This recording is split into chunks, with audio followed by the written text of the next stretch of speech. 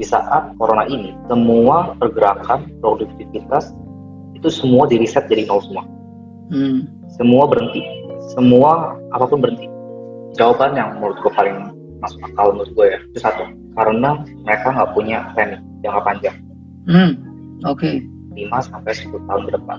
Gue pribadi itu gue udah setting hidup gue itu 5-10 tahun ke depan tuh gue mau jadi apa, caranya bagaimana, nanti gimana, tuh gue udah setting semua. Perspektif Muda, komunitas bagi anak dan orang muda dalam memberikan pandangan mereka untuk menghadirkan pola pikir dari segala sudut pandang. Perspektif Muda, where your perspective matters. Oke, halo teman-teman semua, ketemu lagi di YouTube channel gue di Perspektif Muda. Udah selama beberapa minggu ini gue belum upload konten, dan hari ini gue ngupload dengan teman gue di edisi podcast kita kali ini yang gak kalah seru dan bakal banyak banget insight yang gue mau bagi buat teman-teman semua. Nah, hari ini di Perspektif Muda bersama gue Felix Pratama, gue akan mengundang teman gue dari salah satu kampus yang ada di Indonesia dari hasil pertemuan studi banding kita. Jadi tanpa berlama-lama lagi, gue mau sambut Renaldi. Halo. Hai bro, hai. Ya, kabar gimana? Baik. Lu yang gimana nih sekarang? Baik. Baru sempat kita ya Iya, kita after all those times ya, dari studi banding itu ya, menjadikan podcast ini. Lu sibuk apa aja akhir-akhir ini? Makanya kita cek kan di Instagram ya. Itu gua kan kampus ya kan. Terus sekarang kan gua udah kerja juga. Jadi organisasi juga sih bagi waktunya agak banyak nih gitu. Jadi baru sempatnya sekarang lah gitu. Sekarang ya gua mungkin fokusnya gua sekarang di kerjaan gua sih gitu. Tapi gua nggak mengesampingkan kuliah juga lah gitu. Ini kan bentar lagi lulus juga gitu. Jadi sebisa mungkin ngatur waktunya ya sebaik-baik mungkin gitu loh. Nah, gue mau nanya nih, kita langsung masuk ke pertanyaan-pertanyaan. Gue mau nanya, mungkin lu bisa kasih tahu ke yang nonton kali ya, ke teman-teman semua, mungkin kesibukan lu apa di kampus tuh, mungkin lu dari kampus mana dan jurusan apa, kesibukan lu apa gitu. Dan mungkin kalau lu kerja juga sekarang, kuliah sambil kerja tuh apa sih yang lu lakuin dan gimana time management lu? Oke, mungkin sebelumnya gue kenal diri dulu kali ya. Ya, boleh. Oke, halo teman-teman, nama gue Renaldi. Mau dipanggilnya juga Aldi biasanya. Gue ini mahasiswa Fakultas Hukum dari Universitas Tarumanegara. Nah, ini sekarang gue nih udah di semester 6. Ini kan gue sekarang kan posisinya kuliah. Dan sekarang gue juga sambil kerja. Jadi emang tahun ini gue dapet job tawaran dari ada link relasi di sana. Jadi gue kerja juga sambil kuliah. Nah, sebenarnya di sini kan posisinya kan kita sama-sama belajar. Jadi bukan menggurui dan juga bukan sok pintar bagaimana. Hanya aja sekedar sharing aja sih. Karena gue yakin pasti banyaklah teman-teman dari di luar sana yang pasti jauh-jauh lebih hebat lah gitu, punya bisnis yang lumayan plus macam lah. Gue sekarang kerja sebagai legal dan juga perangkap marketing gitu. Jadi kalau ditanya gue kerjanya apa sekarang ya perangkap gitu. Jadi ada legal dan ada marketing juga gitu. Sekaligus juga gue biasa ngebantuin kepala marketing gue juga gitu. Lu sebagai mahasiswa gitu, sebenarnya aktivitas lu kalau di kampus itu FH gitu. Sebagai seorang FH, lu sibuknya tuh di kampus apa? Oke, kalau gue di kampus itu sebelum corona ini melanda ya. Yes. Corona ini melanda, gue itu anggota BPHI di PMFA, sekaligus gue kuliah. Selain gue kuliah ya, jadi gue juga aktif sebagai anggota PMFA. Gue menjabat sebagai kepala departemen luar kampus. Tujuannya itu awalnya adalah untuk belajar sih. Jadi karena dulu kita belum ada pengalaman apa-apa, masih malu banget. Gue nggak mau kuliah gue cuma berisikan pelajaran doang gitu. Masuk kuping kanan, keluar kuping kiri. Nah, gue nggak mau kayak gitu dong. Gue butuh something untuk memaksimalkan itu gitu loh. Jadi gue ikut BMFA. Awal cuma iseng-iseng doang, tapi lama-kelamaan dari sana tuh gue belajar banyak banget. Gue belajar tentang tanggung jawab, dan itu merupakan yang terpenting menurut gue. Ketika lo belajar tanggung jawab itu, lo dituntut untuk bisa mengatur segalanya, mengatur waktu yang paling penting gitu ya. Untuk terutama untuk masa anak muda ini, yang gue sadari dan gue lihat dari sekarang gue ini, gue bukan offense, tapi gue juga masih belajar. Tapi banyak kan gue lihat itu pengaturan waktunya kurang baik. Kadang terlalu banyak belajar, kadang terlalu banyak bermain, kadang juga terlalu banyak rebahan juga kan. Gitu. Jadi gue sebagai anak muda ingin mengajak teman-teman untuk lebih produktif. Sebenarnya gue juga awal dulu nggak kayak produktif juga. Gue dulu juga sama lah gitu, maksudnya malas-malas juga, rebah-rebahan juga gitu. Tapi ada satu titik poin di mana gue mikir pas lagi corona ini, gue bergabut banget gitu kan, kerjaan gue juga stop semua gitu. Gue bingung, satu, gue dapet duit dari mana buat uang jajan. Yang kedua, kelas gue juga cuma rebahan doang, matiin kamera, udah masuk itu absen. Terus gue ngapain gitu loh, gue ngapain lagi ya kira-kira ya. Karena kesadaran itu gue pikirin terus, akhirnya muncullah niat gue untuk searching di YouTube segala macem. Gue nonton beberapa video yang menurut gue, wah keren nih kayaknya nih, maksudnya mulai mengubah pola pikir gue gitu. Lalu dari sana akhirnya gue mulai baca buku. For the first time gue baca buku tentang hukum. Jadi gue ada buku di rumah dari bekas semester 1 tuh, boleh hukum, kayak jadi bangke gitu loh. Itu buku nggak pernah dibaca dong ya. Pembuka nggak pernah dibaca, nggak pernah dibuka gitu, karena dulu mikirnya dari buku udah males. Tapi waktu itu gue paksain banget.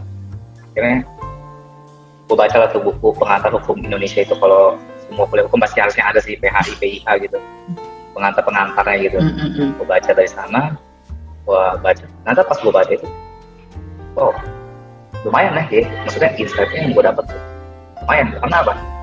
Karena tuh walaupun gue udah semester 6 kita kuliah, tapi biasanya tuh kalau gue sih dengar aja gitu, tapi cuma tahu pelajaran hukum itu seceplok aja gitu, tapi nggak tahu secara keseluruhannya gitu loh. Tapi kalau tanya dasar-dasarnya malah lu kagak tahu gitu. Tapi kalau tanya ini, oh tahu nih gue nih gitu. Tapi kalau misalnya tanya dasarnya tuh biasa suka bingung juga gitu. Nah itu akhirnya gue baca terus, lanjut ke hukum perdata. Itu gue baca hukum perdata, terus gue baca ke hukum dagang, gue baca ke hukum perikatan, terus gue sempat juga baca hukum acara perdata, sama hukum perusahaan. Itu hukum perusahaan, karena gue niatnya emang gue di hukum perusahaan, jadi gue baca aja, pengen tahu aja sih gimana gambaran. Dan ternyata setelah gue baca itu semua selama gue di corona, pas lagi libur tempatnya itu gue habisin banyak, gue langsung dapet kayak, wah gila, oh jadi ternyata kayak gini ya gitu. Ada yang kurang jelas di buku, gue tinggal cari di YouTube, cari di Google, oh kayak gini. Nah ini dengan cara seperti ini gue mengisi waktu kekosongan gue gitu. Jadi gue mengisi waktu gue yang kosong dengan cara seperti ini, dan ternyata tuh gue tersadar emang banyak banget hal yang gue belum tahu, tapi seakan-akan lu udah tahu gitu, karena lu misalnya udah lulus dari mata kuliah ini, tapi ternyata lu belum tahu semaksimal mungkin baru yang tahu kalau lu bisa presentasi kulitnya doang kali ya.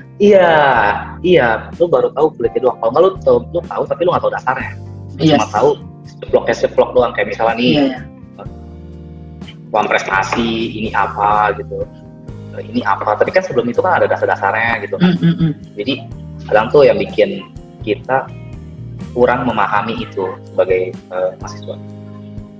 Nah, karena kebiasaan kecil ini yang tadi gue anggap remeh, timbullah suatu kebiasaan di mana gue akhirnya berpikir kayaknya kalau gue terlalu fokus ke buku juga sebagai anak muda kurang bagus nih. Kurang bagusnya ada artian memang tujuan kita kuliah itu untuk memfokuskan kita itu untuk satu hal yang satu bidang. Cuma gue mikir lagi, kayaknya ada lagi deh hal lain yang bisa gue pelajarin tapi penting juga buat masa depan gue. Akhirnya gue mulai lah tuh research segala macam. Dan gue ketemu satu channel YouTube yang menurut gue sebagai role model gue sih, ini orang gue hebat banget. Kalau lo tahu namanya ini lumayan terkenal sih. Ini Andika Sutoro Putra.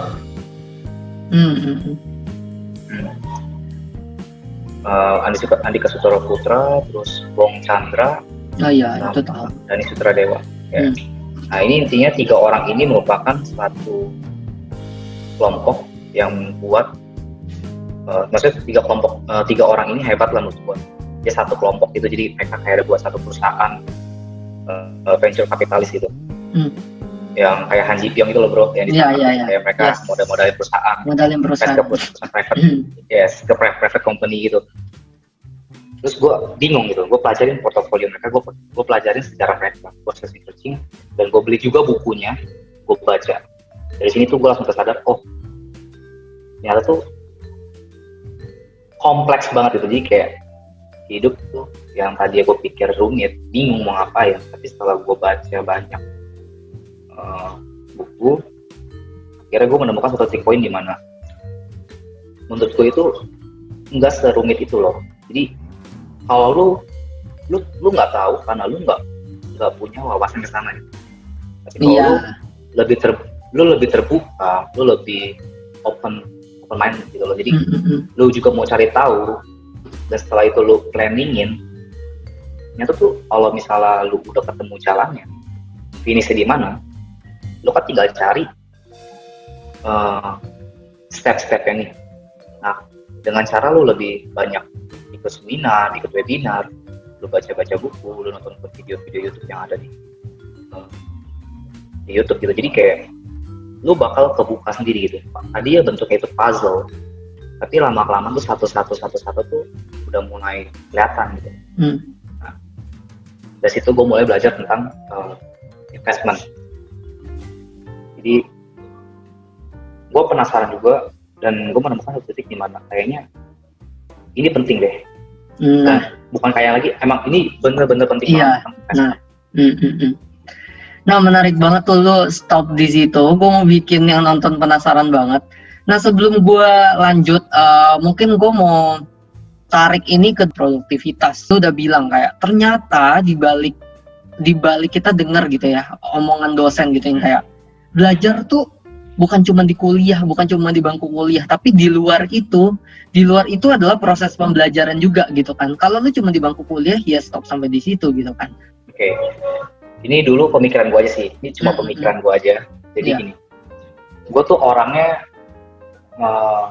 kadang tuh suka mau berbeda dari yang lain. Itu udah dari kecil gue begitu. Gue orangnya suka mau berbeda dan gue mau lebih dari yang lain. Gue merasa diri gue itu, ini bentuknya ya motivasi sih untuk diri sendiri. Gue mau berbeda dari yang lain, gue nggak mau sama yang lain. Jadi sampai sebenarnya gue dari semester 3 itu udah mikir apa gue mau magang yang tadi law firm atau di perusahaan. Gue udah coba-coba apply kerja, cuma kenyataan kan nggak dapet gitu. Maka sampai terakhir ke semester 5 pun gue masih apply di law firm gitu.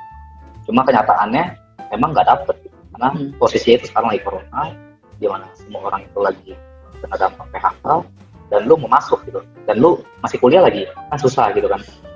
Masih magang gitu, dan lu minta magang gitu, jadi susah gitu kan, kayak susah dapet gitu. Lu mau lamar di associate dan lu udah lulus, itu masih susah, apalagi lu masih kuliah dan lu mau ngelamar gitu kan, susah gitu kan. Nah, yang di pikiran gua adalah, gua mempersiapkan itu semua. Saat corona ini kan, semua titik paling awal itu di bulan Maret sampai bulan November. Itu dimana gue mikir satu hal yang moto gue sih, di saat corona ini semua pergerakan produktivitas itu semua di reset jadi nol semua. Semua berhenti, semua apapun berhenti. Intinya orang yang udah hebat pun, orang yang udah kaya pun, orang yang udah punya bisnis apapun bisa bangkrut karena hal ini. Artinya apa? Artinya di sini tuh tempat yang paling adil buat semua orang. Tidak memandang apa kalau yang paling lu udah hebat atau belum. Sama aja, semua di reset karena lu nggak usah ngapain. Iya. Nah, di saat inilah orang yang tadinya tertinggal itu nggak bisa ngeluh lagi karena lu udah dikasih jalan nih. dikasih jalan, emang kehidupan tuh kayak begini. Lu dikasih jalan untuk lu mengejar ketertinggalan lu itu. Biar lu nanti setelah corona ini selesai, lu bisa, at least lu bisa bersaing, at least lu udah punya bekal. Nah, prinsip inilah yang gue pegang selama corona. Makanya sebelum gue terjun itu, sebelum gue kerja itu, gue udah belajar banyak hal, apapun gue pelajarin, sampai ada titik dimana tujuan itu, udah belajarnya dulu. Kayak orang-orang lagi pada Netflix kan gitu kan, ya udah biarin aja. Gue buang waktu gue itu untuk belajar misalnya, baca-baca gitu. Ya ternyata berguna gitu loh. Pas gue terjun langsung ke kerjaan kantoran gue, tiba-tiba dapet masalah, terus tiba-tiba gue udah pelajarin juga tentang itu, udah gue tinggal kasih solusi segala macem. Ternyata gue kepake gitu loh. Ternyata ilmu yang tadinya gue pikir gak kepake, atau mungkin orang pikir tuh gak kepake, yang dipikir ini orang aneh nih, orang itu lagi begini malah belajar gitu kan. Nah, justru menurut gue malah itu kepake gitu loh, karena lu udah mempersiapkan itu, jadi kepake gitu. Karena lu curi start gak sih belajar. Iya, curi start. Jadi gue pengen, iya, benar. Karena gini bro, logika kayak gini ya. Kalau misalnya nih, gue yakin lu dan teman, lu melihat 10 orang sekitar lu aja. Gue yakin gak saat lagi corona begini, 7 sampai 8 orang di sekitar lo itu semua sama gitu, kayak Netflix kan, ya kan, nonton Netflix, terus main game.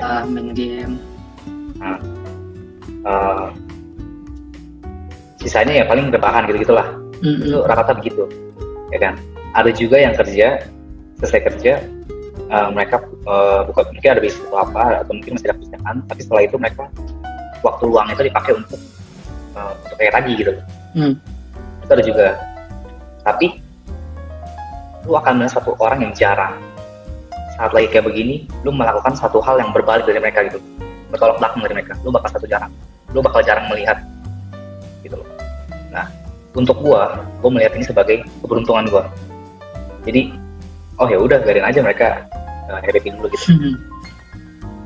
Biar gue tuh bisa pas selesai ini, gue bisa curi start. Jadi gue dulu pas corona selesai, gue udah punya bekal dan mereka belum punya gitu. Yang ujung-ujungnya mereka masih belajar lagi, gue udah belajar, dan ujungnya nanti gue lebih kepake gitu. Gue lebih duluan ibaratnya, mempertinggi kemungkinan lah, peluang. Namanya hoki ada lagi gitu loh. Hoki mungkin ada lagi gitu kan, bisa aja dia lebih hoki dari kita, ya ada aja. Cuma kan sebenarnya kan udah punya kompetensi sedikit lebih baik dari mereka gitu. Ini bukan satu hal apakah ini orang pintar atau enggak loh, tapi masalah apakah lu bisa mengatur waktu atau enggak, itu doang. Dan lu mau atau enggak. Yang lain.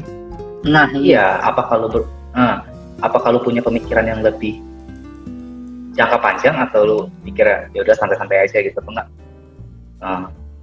Apakah lu punya pemikiran yang berbeda atau enggak lah. Intinya lu kalau berani berbeda itu malah menurut gue bagus gitu, karena lu berbeda berarti bukan berarti lu yang salah gitu loh. Itu menurut gue asal positif tujuannya. Yes, benar. Kalau menurut gue kayak gitu sih. Memberikan pandangan gitu bahwa melakukan melakukan suatu hal yang di luar dari kuliah, kayak lu tadi baca buku kan ada insight-nya tuh ternyata. Nah, lu join organisasi atau lu melakukan sesuatu yang di luar kebiasaan itu sebenarnya ada faedahnya loh, dan lu udah ngerasain sendiri gitu, ada nggak? Yang gue pengen tekankan adalah jangan kita sebagai anak muda itu jangan pernah menolak peluang yang ada gitu. Iya, benar. Jangan lu cuma mikir hukum doang gitu, tapi ada jangan terkotak pada satu area gitu ya. Bener, karena masih muda gitu loh. Dan lu nggak tahu nanti lu ke depannya lu kerja apa, lu nggak tahu income lu dari mana, lu nggak tahu, lu nggak bakal ada yang bisa tebak gitu. Tapi kalau misalnya bahas tentang segi organisasi, menurut gue yang paling penting itu bukan di ranah hukum.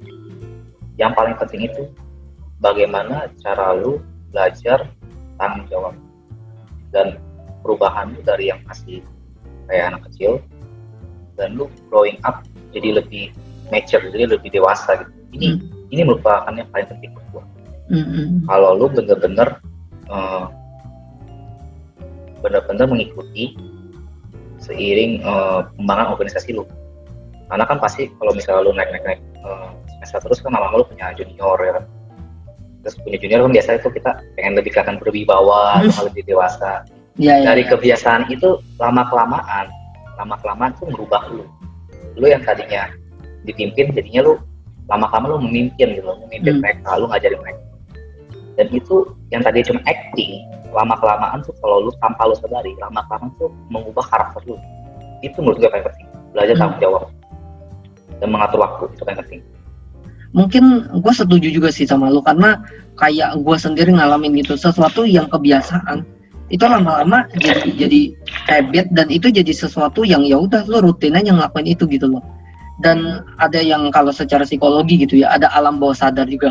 Ketika lu ngelakuin itu tiap hari gitu kan, lu ngelakuin misalnya lu buat YouTube misalnya gitu, kayak gue mencoba buat YouTube misalnya dengan sering gitu, lama-lama ketika kita buat YouTube yang tadinya deg-degan, yang tadinya nervous, jadi semakin terkontrol nggak sih, jam terbang lu tuh semakin banyak gitu. Dan iya sih, gue agree banget sih sama lo. Jadi anak muda gitu ya, kita ngobrolin anak muda sekarang. Lu ada nyinggung juga soal being produktif di saat pandemi, being produktif di saat COVID gitu. Sebenarnya menurut lu salah gak sih orang enjoy di saat muda gitu? Kan ada yang bilang juga kayak ya di saat muda lo enjoy dong, nanti pada saatnya berkarir, itulah saatnya berkarir. Kalau lu mulai sekarang, ya kapan lo enjoynya? Lu pro atau cons dengan itu? Kalau gue itu gue kontra sih. Kontra, why? Tapi ada pro-nya juga. Jadi gimana? Gue tengah-tengah. Coba jelasin. Gini, kalau gue tuh lebih ke ini, bagaimana cara lu mengatur. Sebenarnya kayak begini pun bukan berarti orang nggak enjoy gitu loh. Karena sesibuk apapun lu, kalau lu bisa atur waktu lu dengan baik, harusnya enggak. Contoh, kalau misalnya orang kuliah, kerja, bukan berarti dia nggak bisa nonton Netflix, bukan berarti dia nggak bisa nonton, bisa, cuma waktunya lebih dikit dan lu atur. Contohnya lu kuliah pagi, lu kerja dari pagi sampai sorenya kan sampai menjelang malam kan lu gabut, kan lu bisa ya kalau lu mau belajar, tapi kalau lu mau misalnya mau nonton atau main game itu bisa ya sebenarnya. Tapi kebanyakan orang tuh mikirnya waktu gua kerampas gitu loh, waktu gua yang harus gua buat main tuh bisa buat 4 jam, jadi cuma kepangkas ya cuma 1 jam 2 jam. Itu yang biasanya mereka tuh mikirnya kesana arahnya. Jadi kalau ditanya sebenarnya, kalau gua sih sebenarnya tergantung orang itu mikirnya gimana gitu. Kalau dari gua sih posisinya ya nggak salah-salah aja, kalau lu mau enjoy cuma ada waktunya, jangan semua lu pakai gitu. Ada skala prioritas lah ya, apa yang urgent, apa yang ada prioritasnya.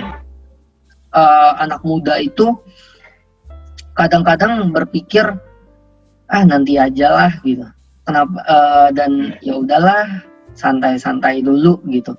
Dan apa sih sebenarnya motivasi dari lu yang lu mau kasih ke mereka gitu, untuk being productive is not wrong, being different is not wrong. Lu ada cerita atau pandangan terkait itu? Jawaban yang menurut gue paling masuk akal menurut gue ya, itu satu, karena mereka nggak punya planning jangka panjang. Oke.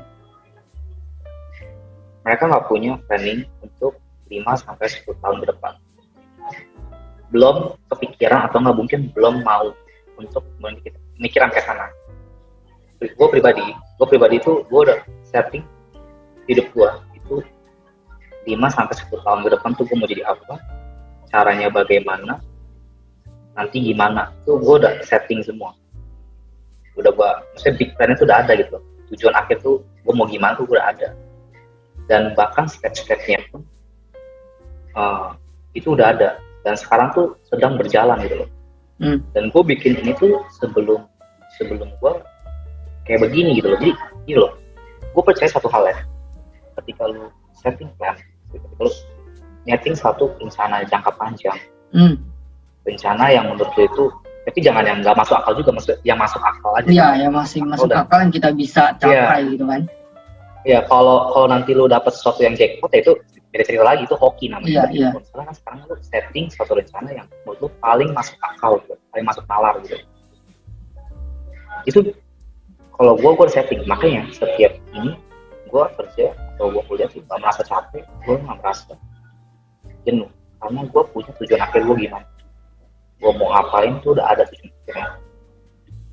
Dan kebanyakan dari mereka tuh mungkin kurang produktif atau mungkin nggak mau kayak yang lain, misalnya maunya gitu-gitu aja ya, karena mereka nggak setting plan itu. Mungkin go Dan with ini the nggak flow nggak diajarin. sih orang ngomongnya, going with the flow, karena bukan komunitas, mungkin karena teman-temannya. Menurut lo ada pengaruh dari situ? Lingkungan, yes. Lingkungan Ada. Karena namanya dari buku yang gue baca ya, namanya manusia kan sosial ya, makhluk sosial. Yes. Mereka itu selalu melihat dan beradaptasi berdasarkan lingkungannya. Kalau lu sebagai orang di posisi sekeliling lu itu adalah orang-orang yang kayak gitu, ya lu bakal menjadi begitu juga gitu ya. Kecuali lu punya prinsip sendiri. Nah itu kan beda banget itu, posisinya beda gitu kan. Tapi nggak semua orang kayak gini gitu. Nggak semua orang kayak gini, nggak kebanyakan ikut. Nah ini sebenarnya agak berbahaya gitu. Jadi sebaiknya kalau soalnya gini, di kuliah itu kita nggak diajarin kok. Di kuliah itu cuma diajarin. Iya, itu kuliah kehidupan nggak sih, ilmu kehidupan ya, gitu loh. Iya. Value-nya banyak orang tuh yang belum sadar. Dan menurut gue itu ya terserah sih.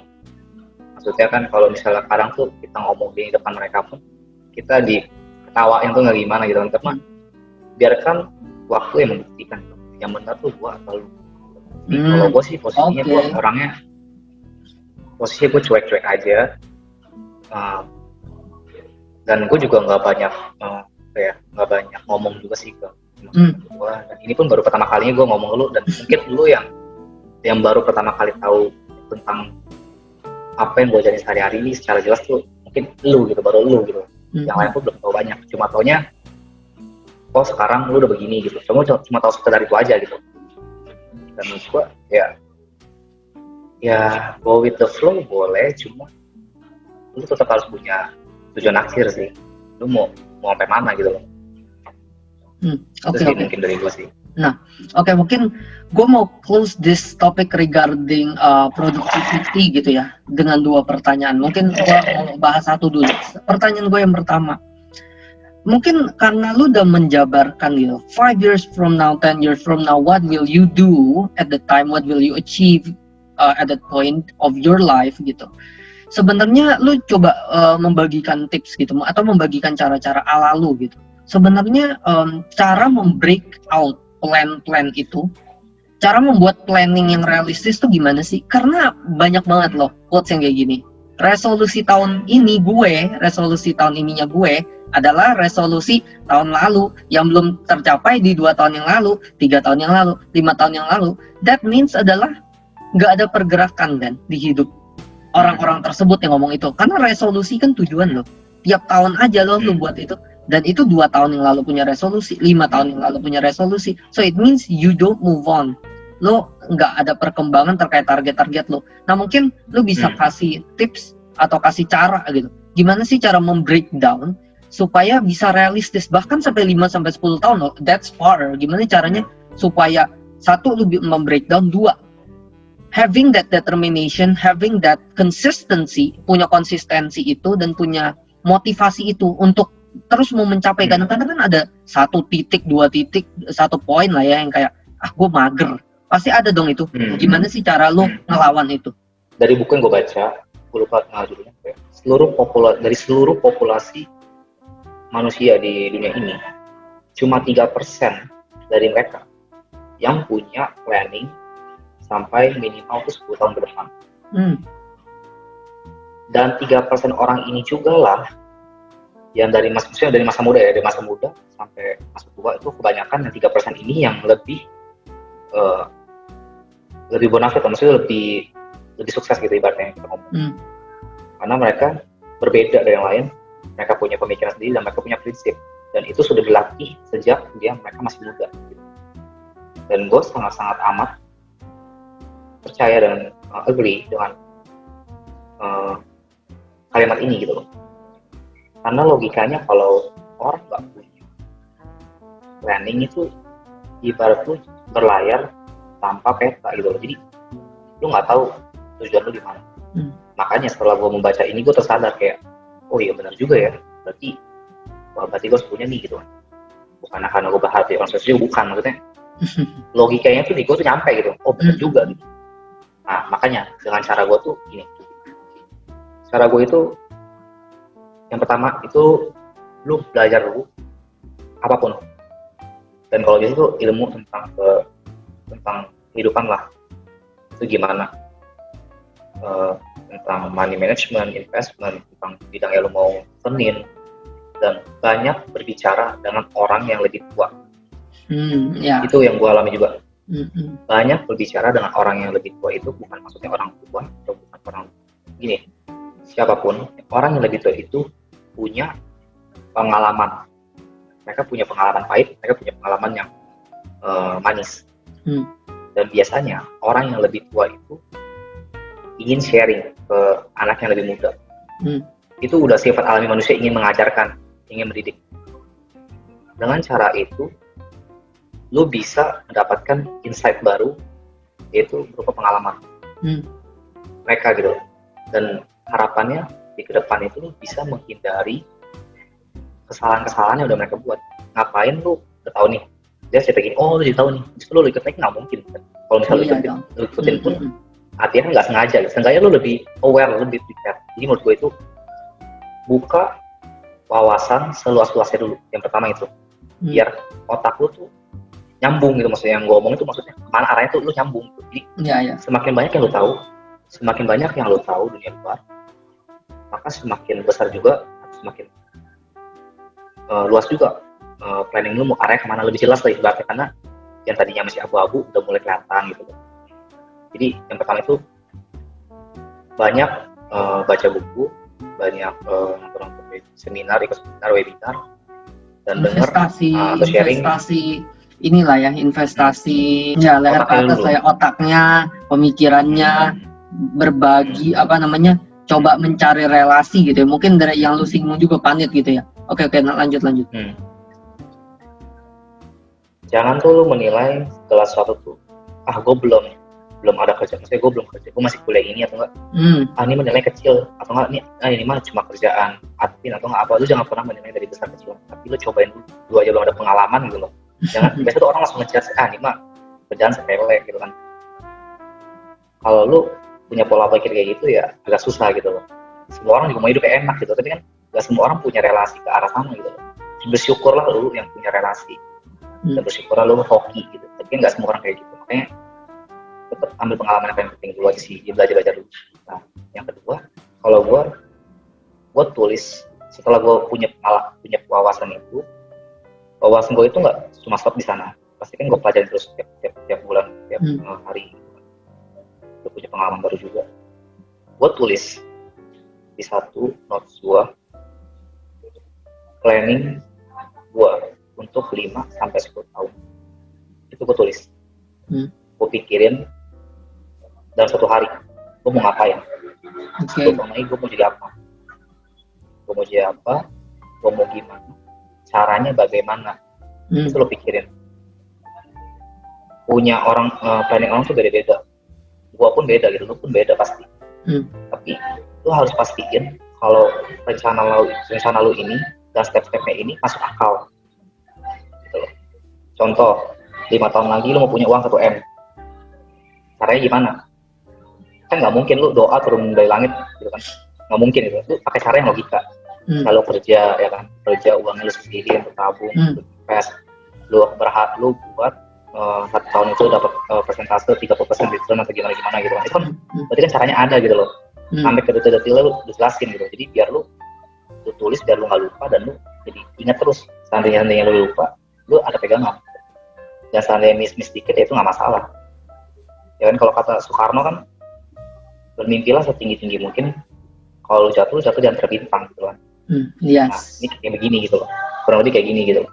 Gak apa-apa lu nanti dalam 5 tahun lu gak dapet 1 M, tapi lu dapetnya misalnya OPT ya kan 5 juta atau 3 juta, ya gak apa-apa gitu kan. Seenggaknya lu lebih kumpul daripada yang lain yang masih baru lebih maju, baru mikir, bahkan baru mulai.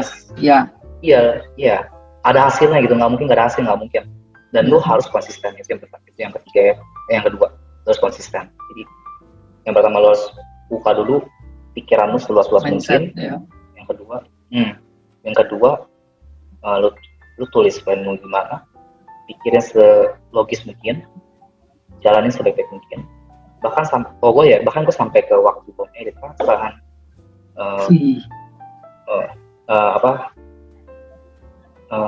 mau ngapain terus gue tulis semua sampai detailnya tuh gue tulis. Itu kalau gue. Terus yang ketiga ya lo harus konsisten gitu. Jadi setelah lo tulis semua, lo harus konsisten dan jangan terbuai atau cuma sebulan lo jalanin ya, susah gitu kan.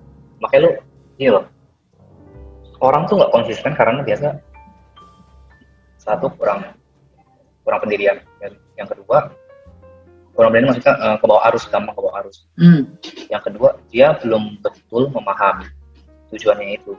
Kalau lu jadi manusia atau nggak jadi orang, lu udah paham nggak tujuan lu gimana, dan lu rasa nih pede banget lu bisa dapetin, maksudnya lu pede banget lu bisa achieve nih goals, lu nggak bakal yang namanya merasa pilihan lu salah gitu. Jadi makanya gue bilang lu buka dulu pikiran lu seluas mungkin. Kalau lu udah seluas mungkin, rasa ini udah masuk akal, pasti lu nggak bakal inkonsisten, nggak konsisten lah. Pasti lu konsisten karena lu tahu pasti bakal dapet. Cuma yang penting lu keep on track aja gitu loh.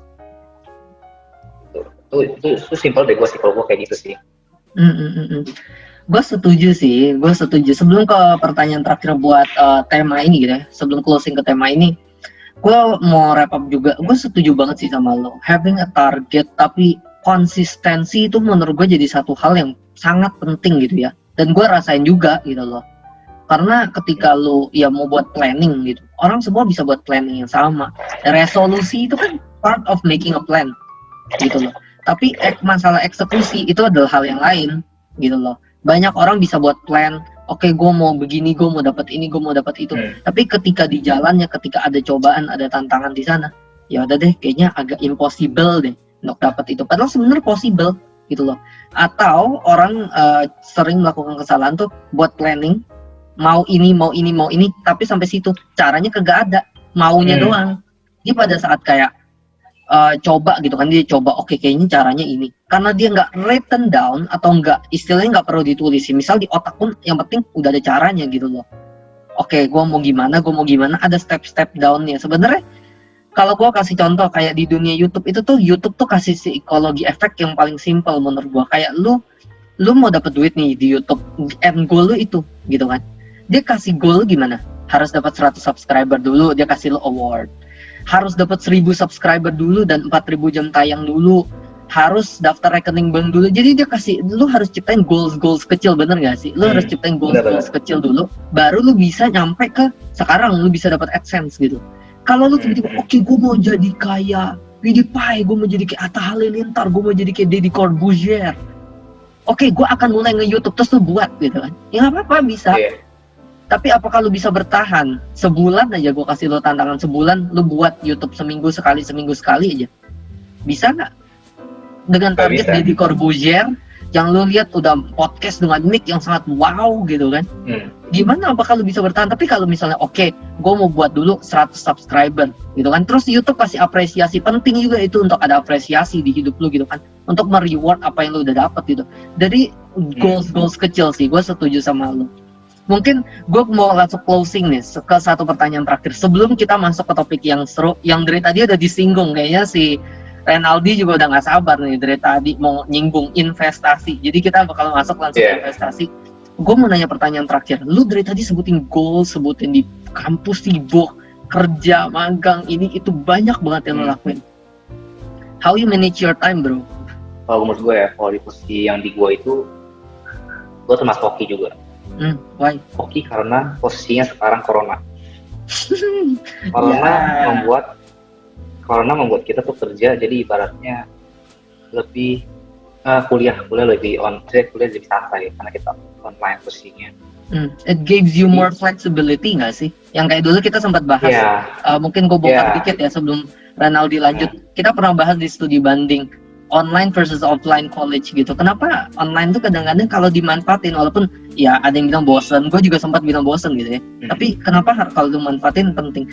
Kayak lu ke Untar gitu, atau gue ke Prasmo, itu tuh makan waktu lo harus naik macet-macetan, harus ini, harus itu. Kalau lo mau rapat panit, lo harus kayak khusus di jam itu, misal setengah jam sebelumnya jalan. Kalau ini kan lo tinggal buka laptop, buka handphone kayak 2 menit sebelumnya juga bisa. As simple as that, itu udah memberikan lo waktu gitu kan. Iya, benar-benar. Oke, lanjut. Iya, tadi yang lu udah bilang sih, dulu kita sempat singgung ya, itu pun gue maksudnya itu pada saat itu mindset gue ya baru sekedar mindset gitu. Gue belum ada action apa-apa, dan action itu baru mulai tahun ini gitu. Gak ada yang nyangka juga gitu. Dan ternyata tuh gue sadar, ternyata pemikiran gue ini gak salah gitu. Di saat orang-orang malah mau masuk kuliah, mau ketemu teman-teman dan bosan di rumah, gue malah berpikir sebaliknya gitu loh. Kayak gue mikir, gue bisa ngelakuin suatu hal lain, dan ternyata bener aja gitu. Posisinya sekarang gue logiknya gini, lu kalau ke kampus, kalau kuliah, PP bolak-balik, bagaimana mungkin lu bisa bekerja kantoran? Itu menurut gue nggak mungkin banget. Seandainya lu kerja pun maksimal lu bisa kerja sebagai part-timer, ya. Lalu part-timer, salah satu part-timer barista itu adalah, tapi kan posisinya kan kalau kerja kantoran tuh nggak mungkin gitu, lu nggak mungkin banget bisa bolak-balik kerja gitu. Seandainya bisa pun lu bakal capek banget pasti. Iya. Tapi sekarang waktu gue lebih fleksibel, jadi di satu sisi lu tugas juga, maksudnya lu kerja juga gak ada gangguan, yang kedua lu juga kuliah, tugas juga nggak berantakan, lu tetap bisa atur waktu. Jangan sampai tugas kuliah tetap nomor 1, lalu jangan sampai itu ya buang-buang uang orang tua lu yang sudah biayain kedua. Jangan, kalau bisa lulus secepat mungkin gitu loh. Ya akhirnya ya jadinya lebih kayak gitu. Jadi kalau gue sih aturnya tuh kalau pagi kan kuliah gue tuh dari jam 9 sampai jam 11, kadang-kadang ada jam 11 sampai jam 1. Kalau gue biasa setiap hari gue bangun jam 7 atau jam 6, itu gue berangkat dulu ke kantor, gue datang lebih pagi dan lain gak apa-apa. Terus gue ya udah kuliah aja di sampai kayak ibaratnya kayak gini nih, kuliah ya udah dengerin. Kalau misalnya ada kerjaan apa ya multitasking. Jadi ya agak capek juga sih, cuma tugas kalau misalnya ada free time pulang langsung kerjain gitu. Kalau gue sih langsung gue kerjain, langsung gue beresin semua gitu loh. Jadi sebisa mungkin dikelarin gitu. Kayak gue tadinya tuh Senin depan ini gue mau keluar kota lagi. Oke. Ke Jawa Barat, ke Jawa Tengah. Jadi tugas untuk minggu depan itu gue udah kelarin semua dari kemarin. Lagi sempat gue kelarin semua. Kerja kelompok juga gue paksa teman-teman gue itu, ayo cepetan kerjain dah. Gue paksa semua. Akhirnya semua kelar. Tapi ternyata kayaknya Senin gak jadi karena karena hari Kamis ada hari nyepi ya kalau nggak salah ya. Nah itu kurang kayak tanggung lah. Ya tanggung, jadi kayak mungkin diundur, tapi nggak apa-apa. Jadi kayak lebih free time aja gue. Jadi gue nggak kepikiran gitu. Jadi kayak tugas kuliah gitu. Gue nggak kepikiran, jadi lebih santai lah gitu kalau gue. Ya, itu mungkin kalau dari posisi gue yang ngatur waktu gimana ya. Nanti pulang baru, kalau gue sih biasa pagi sampai jam 6 kerja kuliah. Sisanya gue istirahat sih. Kadang gue baca buku, udah tidur, habis itu kayak gitu tiap hari gitu.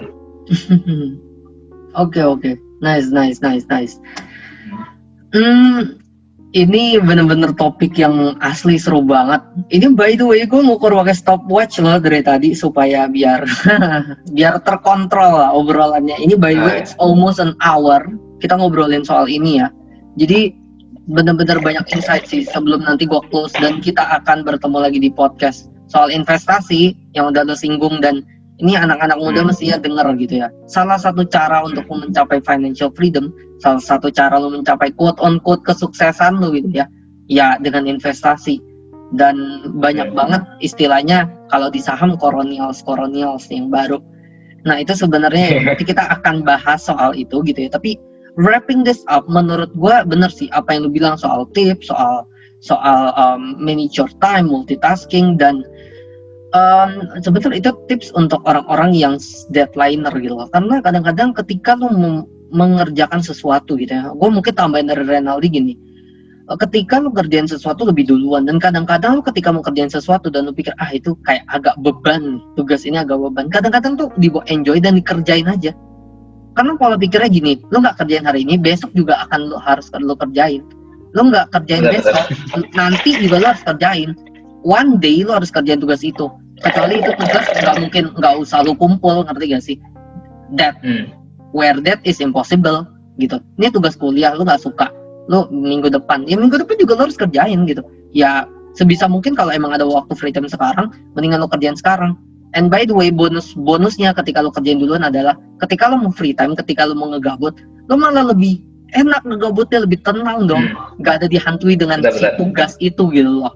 Jadi menurut gue itu satu tips yang mungkin bisa dipakai juga ke teman-teman semua gitu ya, gimana cara ngatur free time. Dan ngelihat Renaldi gitu ya, sibuk di kampus, sibuk di jadi ketua yang buat external relation juga, sambil kerja juga gitu. Tapi dia bisa manage his time dan bisa ngelakuin itu semua gitu, dan itu udah jadi banyak faktor pembeda menurut gue ya gitu. Kayak dari lu udah kerja, udah punya pengalaman, lu udah bisa bilang nanti gitu ya, kalau lu nggak kerja di perusahaan sekarang ini pun, kayak gue udah pernah handle case, itu udah jadi satu perbedaan gitu kan, yang membedakan lu dari orang-orang. Mungkin gue close with a statement kali ya, with a quotes dari gue, sebenarnya mirip sama lu sih. Jadi berbeda tuh bukan suatu hal yang selalu jelek gitu. Karena ketika lu berbeda, maka lu dilihat. Kalau lu jadi sama-sama aja dengan orang, ketika lu go with the flow, ya lu akan jadi orang-orang itu juga. Lu akan menjadi tidak berbeda. Tapi ketika you're being unique, as simple as misalnya orang pakai baju gini, t-shirt, terus tiba-tiba lu pakai baju model lain. Lu tuh bisa jadi faktor pembeda, lu bisa jadi trendsetter, lu bisa jadi pengubah. Lu tuh bisa menggapai sesuatu yang orang gak gapai gitu loh. Lu bisa mencapai sesuatu yang orang gak capai. Orang-orang gak lewat jalan itu, lu lewat jalan itu. Ya outcome-nya juga bisa berbeda gitu kan. As simple as that gitu. Jadi mulailah dari hal kecil, mulai dari mindset, mulai dari hal kecil, maka itu akan jadi makin besar dan itu bakal ngubah hidup lu. Mungkin dari podcast yang awal-awal ini menurut gue itu dulu, dan gue akan cut off, dan kita bakal ketemu lagi di podcast soal investasi bersama Alexander Renaldi. So see you later guys. Perspektif Muda, where your perspective matters.